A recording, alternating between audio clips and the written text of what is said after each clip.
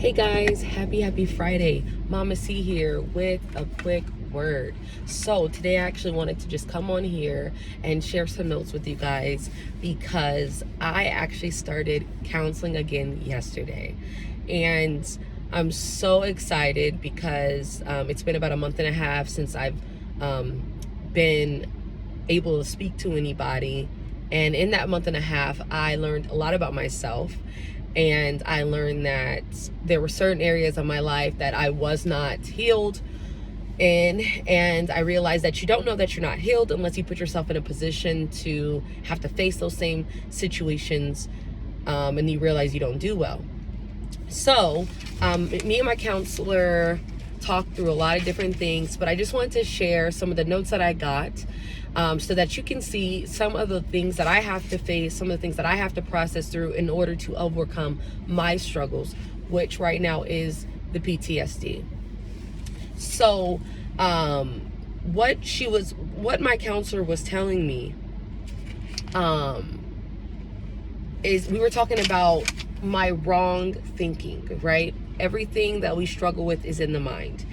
And one thing that I can say is that in the Word of God, it says that God makes us new. When we get saved, when we get set free, we're delivered, we're healed. God sets us free from that old thinking. We're not the same person anymore. But sometimes with what I notice is with the PTSD is that I'll feel like I'm doing good, but a lot of things that I do good with is because I avoid a lot of things that I don't do good with. So like men, that's something that it's still shaky for me. I don't really like to be around men. I don't really feel comfortable with men or feel safe around men. But of course, now that I am dating, I have to be around men. I have to learn how to trust a man if I want to be in a relationship with a man. So since I started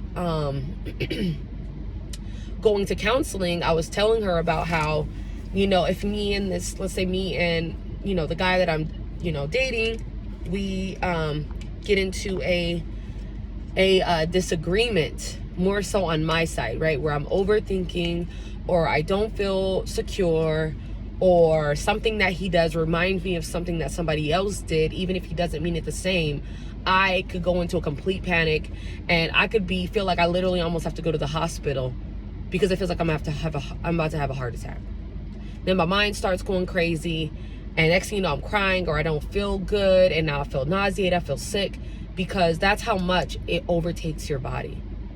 So, but what I learned was, so I was having a really rough time with that for about a week. And then I went to sleep, and God literally showed me how sometimes we're so used to reacting in our old ways, even if they're unhealthy, even if they're, erratic or, too much for the moment, but we're so used to our old ways. So when we see that same situation come, we react the same. We're like, oh, I know what to do. Go off, overreact, get insecure, think he's doing this, not trust him. Oh, he's just like every other man, whatever else, right? But God had to remind me. He woke me up a couple of days ago at 2 a.m, and he was just showing me that you are a new creature, Sierra. You were made new in me. I have saved you. You have repented for your sins. Those things no longer define you. You are defined by me. You are not the same woman that you were even a year ago. You are not the same woman that you were even 6 months ago. And you are most definitely not the same woman that you were 7 years ago when you were lashing out and acting up. Even, I didn't really get a hold of that lashing out part until I was probably like 26. So it's been about 3 years that 4 years. Yeah, probably 4.5 years. But now that I'm in a new season of my life, and there's a new version of me, which is, going through healing. I've been through so much counseling. I've talked through so many emotions. I know my triggers. I know that a lot of things that I'm thinking are not true. And I know that sometimes when we are abused, it's easy for us to repeat the abuse to somebody else, even if they don't deserve it. And so there were things that I noticed that I was doing in my, in the situation that were just kind of unfair. And one of them were, it's called go posting. And so this was what was done to me when I was dealing with my last relationship or situation. It was, hey, maybe if you, lose, these are just examples. If you lose some weight, you'll be better. Maybe I want to be with you. Then I lose weight. Okay, well, if you're more godly, then I'll be with you. Then I get more godly. Okay, nope, that's not enough. Okay, well, if you're more educated, I'll be with you. Then get more educated. Nope, not enough. So it was consistently moving the mark, and I never felt good enough, and I was always afraid of not being enough. So I had this idea in my mind that it needed to be perfect, and I really strive for it. And I had to come to the understanding that, one, I cannot be perfect. And when you have that mindset, you literally can destroy yourself. You can cause yourself to be in anxiety. And so I had to learn that. But also what my counselor said, because I told her that I would do that in my relationship, I would be like, let's think. Let me think of an example. Okay, we're not going to be dating for a long amount of time. I'm not going to just sit around here in this unknown area. If you want to be with me, then you need to let me know, and you need to commit to me. Because I had never really had commitment like that. So he says, okay, Sierra, well, let's be in a relationship then. I'm like, okay, that went better than I thought. Okay. So then after that, once he did that, then I'm like, okay, well, you didn't text me at this time, so I don't feel this. Then he texts me at that time. Then I'm like, okay, well, you need to be closer to God. Literally unacceptable, guys. Just ridiculous. And I didn't notice that I was doing it. I wasn't intentionally doing it. But what it was that I don't feel safe. And I don't feel safe because of the PTSD and what I've been through. And so I'm trying to make this man jump through 20 hoops in order to make me feel safe. But that has to come from me. So what my counselor was saying was, she said that I should always address my feelings, even if they are irrational. And that, whoever's going to want to be with me is going to have to understand my thinking and is going to have to work through things with me. But she also understands when you're goalposting somebody and you're trying to push the line out further and further for them to meet your goals. She said, what you're not realizing, it is not attainable from an outside source. So for me trying to change the standard consistently so that they can't measure up, what it is that I'm looking for something like security, self-respect, I'm looking to be able to trust my thinking. I'm just looking for things within myself, and I'm projecting it onto him. And what I'm looking for cannot be found in him achieving those goals. What I'm looking for can only be attained by me healing myself, reflecting on myself, and letting go of my trauma. So I said, so then we were talking more, and she's like, well, what are you really looking for? And I said, I know that I need to just heal, but I think it is that I need reassurance. I realize that I'm a person, it's not even about relationships. When it comes to jobs, when it comes to friendships, when it comes to everything, I'm a person where I overthink and I self-sabotage a lot. And I, am really hard on myself because for some reason I think that I could be perfect because that's what I strive to be in order to be enough for the last relationship. And I never met it, and I never felt worthy. And so she's saying that you have to get out of that. Although you have separated your body, you are still living underneath that same law that person put on you. And so she was saying you have to be okay that you need reassurance, And she was saying that it's okay that I need to learn to accept myself, that there has been damage done, that there are cracks and there are spaces, and it is okay. Because I'm doing what I need to do to heal. I'm going to counseling. I am speaking to somebody. I'm trying to cut out things that are distracting me. I'm trying to be my best self. But at the end of the day, PTSD is a very serious thing, and it's very real. And it affects people. It just affects people. And I tried to make it seem like it was small, but I realized that it affects me the more and more that I start to live. So something else that we were talking about was, she said that you're great, Sierra, when you're in control. But when you don't have control, that's when you're not great. And it's because of the fear. It's because of the paranoia. It's because of all that, right? And so I told her that the last year, let's say year and a couple months, I was killing it. I was at home. I was doing my raw healing. I was doing my business. But I was in my four walls, you know, I was always with my kids. So everything was predictable. I knew my kids, I know my sister, I know myself. Even if things are rocky, I know I'm not in a dangerous situation.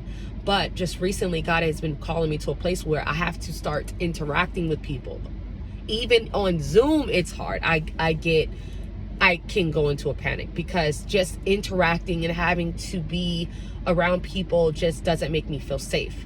So what we were talking about is a way that you can heal. And this is tips for you guys. A way that you can heal is it's, what is it called? It's something like when they put you in the situation, like situation awareness kind of, or put you in a situation that causes you to have anxiety. And the more that you're exposed to that, then you will, you can heal from it. So for me, I want to date. I never really feel just comfortable to date, but I want to. I want to heal. And I didn't know that I wasn't doing great until I got out of the four walls in my house. And so I had to make a choice. Do you want to stay in your house and be in these four walls and feel comfortable and not date, not be around men? Or do you want to step out on faith and know that God has you, that you can get through this and you can be around a man and you can build trust with somebody and you can work through these things? And once I started dating, I'm working through a lot of other things I thought that I was good on. And we talked about, me, meeting new friends. Like, I want friends. So that means I have to put myself in an environment where people can access me, where I can talk to people and we can build friendships. But it's not easy for me, but it's okay. You have to be okay with things not being okay. And then the more and more that you're around it, the more and more that you get used to it, the more and more you'll heal.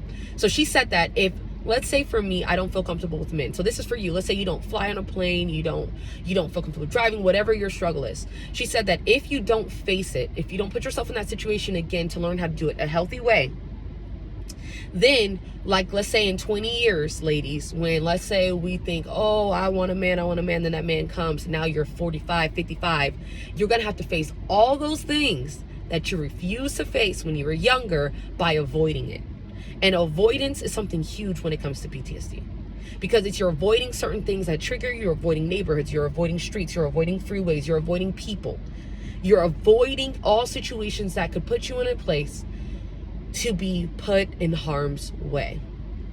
But going back to those places and learning that things are different. I am changed. I am saved. I have God on my side. I am not the same woman anymore. I do not make the same decisions anymore. And I trust that God will take care of me. And that's how you start to live.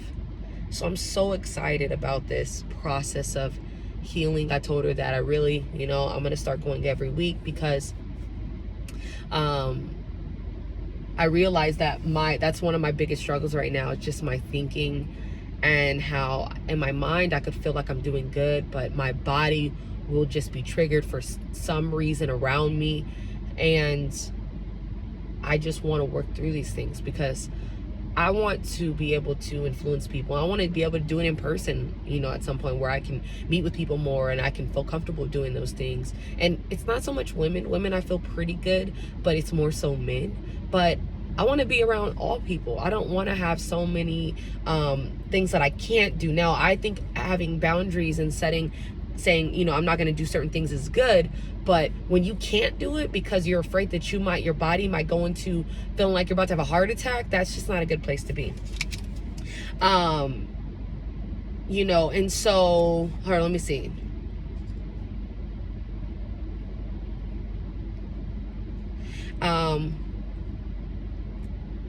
Okay, last thing before I get off here. So this is the biggest part. She said, she told me that I was trying to obtain something from the outside. And she said, she told me to tell myself, what can I do now from the inside? Nothing out here in the world will change my experiences that have already happened to me. The trauma, the abuse, everything. Nothing in this world outside will change what I have experienced in my mind. But she said, only you can accept who you really are, even if it is a broken version. I learned that accepting my brokenness and knowing that God is with me and healing me and that I'm still great with even where I'm at, my imperfections, has helped me so much. So I hope that these notes helped you, that you can reflect on yourself and say, where do you need to tighten up, or where do you need to heal at, and have the courage to heal those parts. This meant so much to me. It took so much weight off my shoulders. I was really struggling, but God is good, and I feel his hand on my life, and I know that God will give you courage. God will give you the strength to overcome anything, and that is what matters the most to me. So yep, I hope you guys have a wonderful Friday. If you are struggling with anything, sometimes know that PTSD is not something that you don't know until it usually manifests in your body. It could be in your back, it could be your thinking, it could be anxiety to where you can't function, it could be a lot of different things. And be aware of yourself. Sometimes you're not just crazy. Sometimes you're not just delusional. Sometimes what you're thinking is real. You probably have experienced it.